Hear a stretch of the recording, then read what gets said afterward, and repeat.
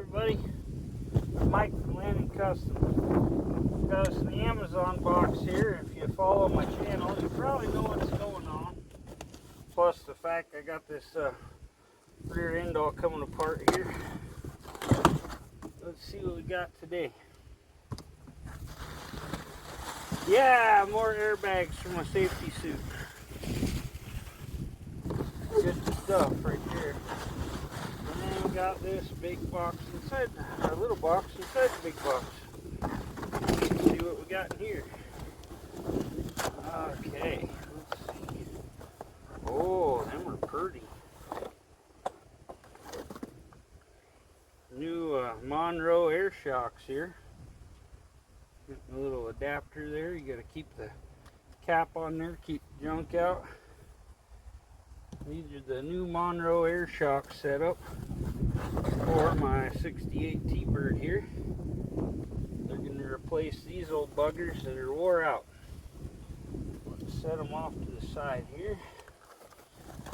Tear this end open, it looks like. Got all the hardwares here. Yeah, they got bolts to bolt her up in there. I think we got our good hardware in there. Don't really need those. And we got the important part. Here's our hose kit. I think this just comes with a dual setup. You have to buy the different kit with the single fill. Oh, no. This does look like it includes the dual piece here. So we can run it all to one nozzle. Some of them, people run them to two different nozzles. But you want them to run to a single nozzle. Then when you hit bumps and stuff, the shocks will spread the pressure across each other to balance out the ride better. So it's always good to have a split setup there. There's some more little grommets and stuff for the top of the shocks. What we got here, can't see much what we're doing here. I got a pair of vice grips locked as tight as I can possibly get them onto this smooth shaft. And then I got to sit in here funny and put a 9/16 wrench on the top of this thing. I just hit it with some PB Blaster to try to make it a little easier on me here, because these babies are stuck hard. Yeah, let's see if we can get her out now. I already got the bottom bolt off, and yeah, man, they're way easier now. I was fighting that about as hard as I could before, and I got that ratcheting end wrench up there so I can just move my vice grips back and forth, ratchet it right off. When I got that bottom one off, I pried it apart. Wasn't even thinking I should have had a stand over here or something.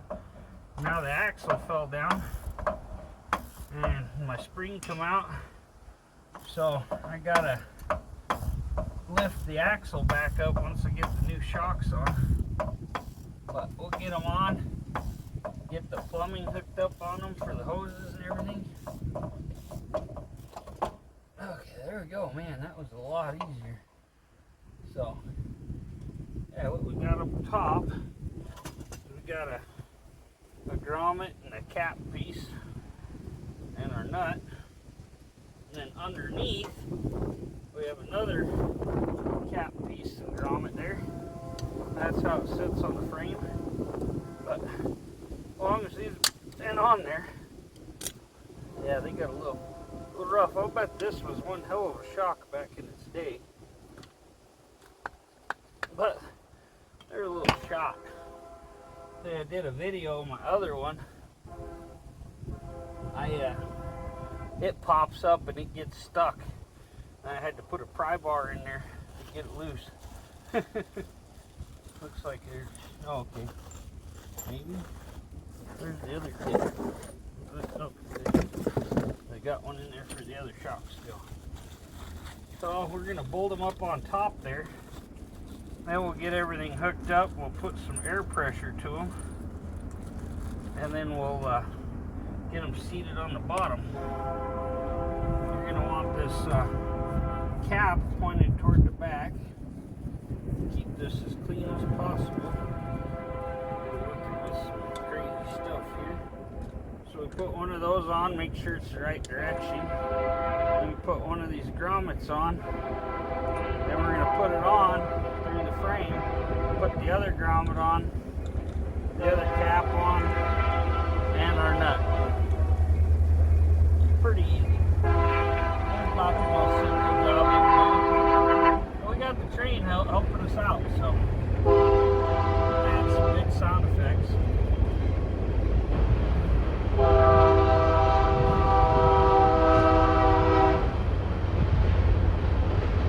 Okay, so you make sure you wiggle it around, and there's a fat spot in the grommet that's going to go through that frame.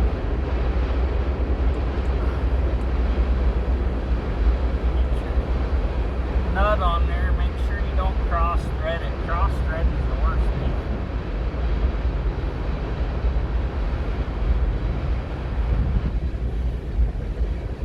Okay, so looks like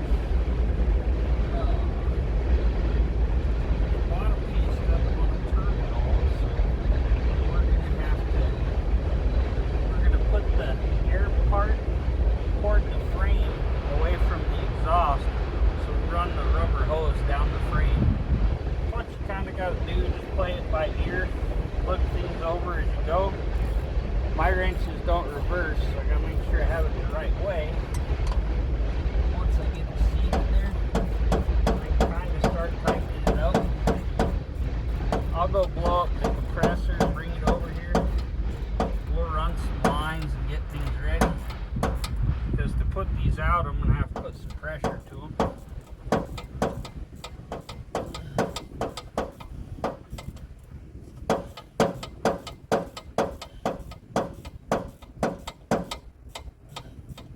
My fuel tank's actually quite open right here once I get her jacked up.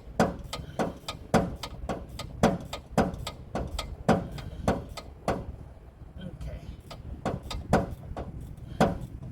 Getting there.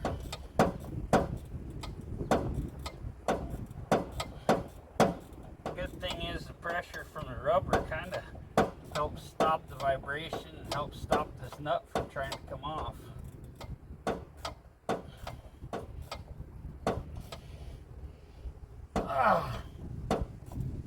Okay, got that baby on there tight.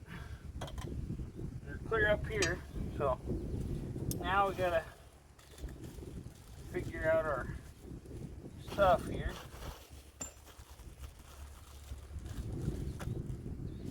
So, yeah, looks like a good time.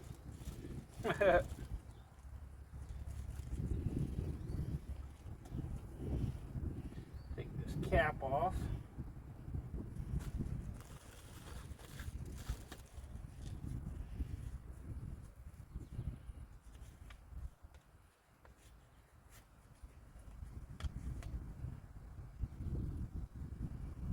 Okay, so we're going to put a cap and an O-ring on the end of the airline. Put the airline into the fitting.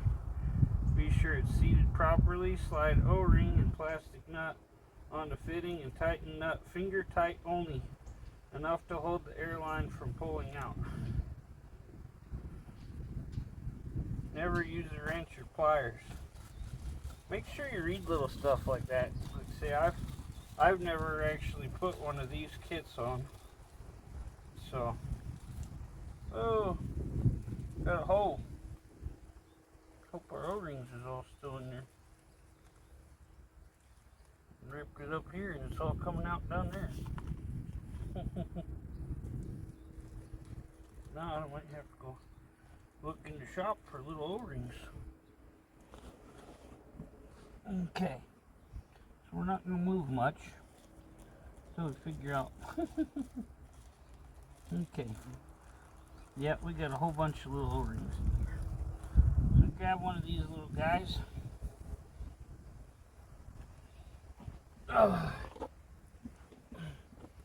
Then we grab one of these plastic nut deal here. And we're going to take the end here, put it through the little cap. I'm going to slide the O-ring on there a little ways. You're going to get this hose all the way into the shock here. Okay, so give you a little room there. Hitting my body on stuff. I'm just a big crazy ogre. Okay, press it all the way into the shock and get it good and tight with your fingers. You can go on there a little rough. Okay.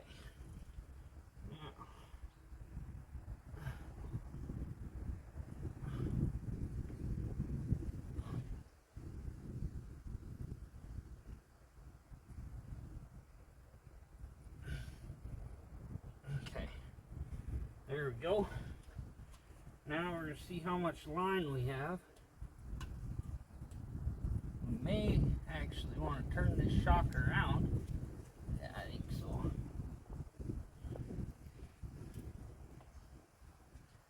And we'll run it up over the exhaust away from it. Around the fuel lines there, I think. There's actually a little clip up there. Keep us away from the exhaust. Because we don't have a whole lot of line here. And we're going to have one that goes all the way to the back. So it'll be shorter to run one to the back than two. You know? You gotta do your math here. We're going to feed this line through our clip up here. There's a bunch of little plastic clips that come with it too. I think you drill a hole. I think you drill a hole and they go in there. That looks like a blocker. There you go. Yeah, little clips. Push into a hole. Walk in there, clip it in. But like I say, I think I got some setup on here to work this.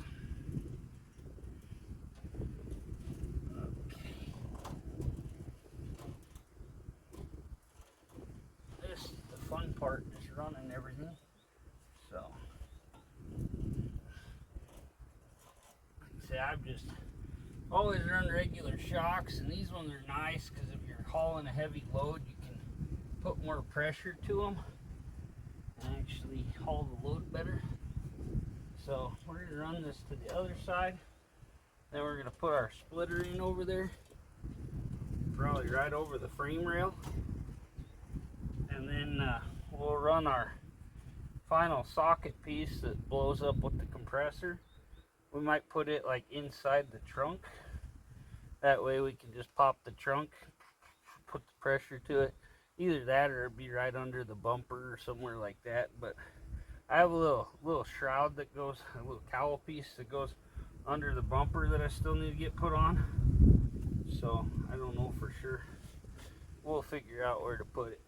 But yeah, we'll go get this done on the other side, and then we'll get it all rigged up here. So I don't want to bore you guys watching me do the same thing on the other side, so we'll come back to you.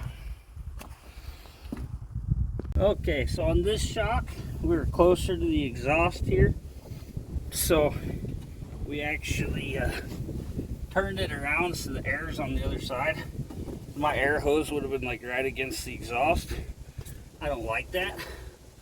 Also, I found a hole right up under here, and I was able to actually run the air hose up through the body of the car.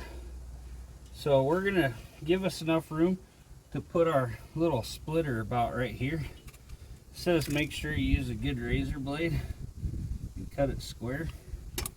Okay, then we're gonna slide a little, oh, we gotta slide our plastic piece on there first. Make sure you get everything on the right direction here. Okay, and then we're gonna push our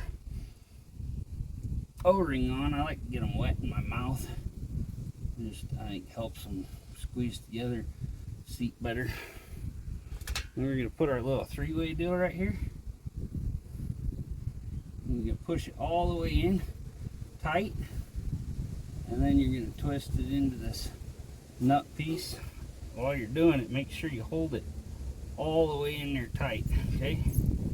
Once it starts getting tight, well, get our fingers tighten the sucker. Don't want to get too stupid with it. Most people know Cousin Mike has a little more strength than your average person. Okay, then we're going to put another plastic piece on here. So you do it real well here. So you got this, you got it squared off pretty good and even. You put that on there. Got a little tiny O-ring. Get up right on the camera so we can see her there. Make sure I'm recording. Put that in there. Then we're going to go to this hole right here on the shock.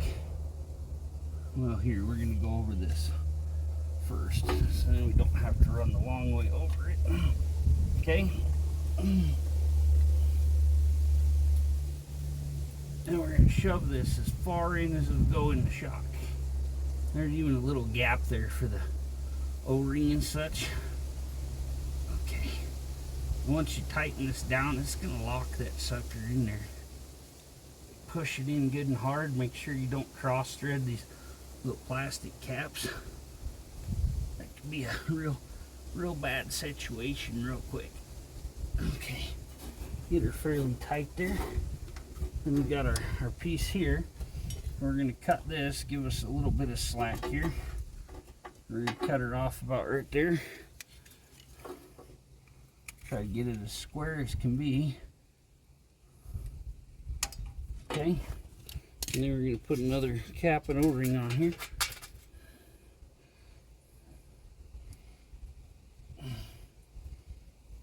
Plastic nut, O-ring. Okay. And then we're going to run this sucker up in here. Like I said before, push it in as far as it'll go. Get this started, then hold it in there as tight as it'll go until you get her all tight.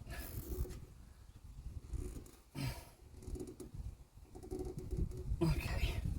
Then you got one more piece here, right? So that's going to be for our piece to go up here. I'm actually going to drill a hole up here in the wheel well from the trunk, and that's where we're going to mount our fill line, our fill adapter or whatever. So I'll bring you up here. Okay, got our drill here, got a step bit on there so we can put it how we want it. And we're going to get in here to where it's on a good angle or whatever, up out of the way. And we're going to put a hole right here. Looks good.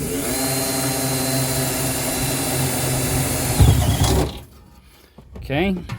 Might have went a little deep or a little big there, but we should have enough adapter to, yeah, went a little big real quick once it went through. Then we got a little adapter or a little nut here that can go on here once you get it through there. So we'll go back around the other side, get our other cap and our O-rings.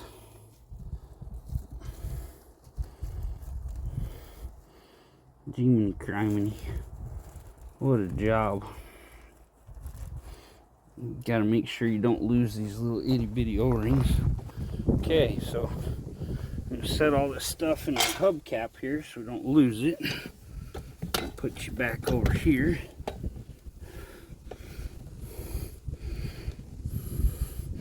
Yeah, you can see daylight up through the little hole there. Okay, so now we're going to take our little black hose here,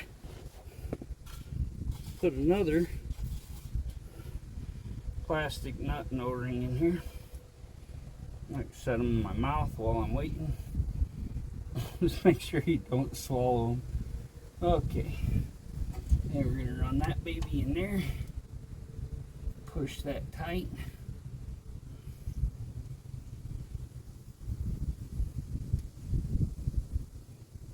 Got that loop in there, kind of holds it in place pretty good. Okay, Then we're going to run up behind here probably. Go around this little splash field or whatever here. And up to there. We'll cut her a little long. We're going to have plenty extra here because we're not running it to the bumper like a lot of people do. And get our last plastic nut. O-ring. Okay. And you're going to put this in the fitting here. I like the metal fittings better, but most all of them I think come with plastic now. And it upset me that I went a little big on that hole. Step bit, when they go through, they just go. So tighten that up. I'm going to put the tire back on, and then I'll bring the camera on the back, and I'll bring the compressor over here, and we'll blow it up, and you guys can see the suspension raise up, and we'll see if it helps level it out and all that good stuff. So stay tuned. If you haven't already, please like, comment, subscribe. Okay, so I got my compressor over here, got my air fittings ready. I read my instructions, and it says minimum 20 psi, maximum 150 psi. I also wanted to show you this shock on this side was totally different, older kind of cheesy one. Okay, so we're going to hit this with some air here. It's all the way bottomed out now. We're probably going to put it around 30 or 40 to try it out. So, see what she does here. There's 30. This is a pretty heavy car. It ain't going up a whole lot. There's 50. Okay, it's about 50 psi. That's pretty good. Let's try her a little higher. We can always raise her and lower her different. You can pick that rear end up some. Drop it down. About 70. There you go. Pretty firm ride. 150 is what you want to do if you're like fully loaded. So if I put a hitch on here and I was towing a trailer or something, I could go all the way up to 150 to help pick up the trailer and help level it. But yeah, that's not bouncing around anymore. It's not bottoming out. We're on a dirt road in a hole, so it's hard to tell. But I think she's fairly leveled out now.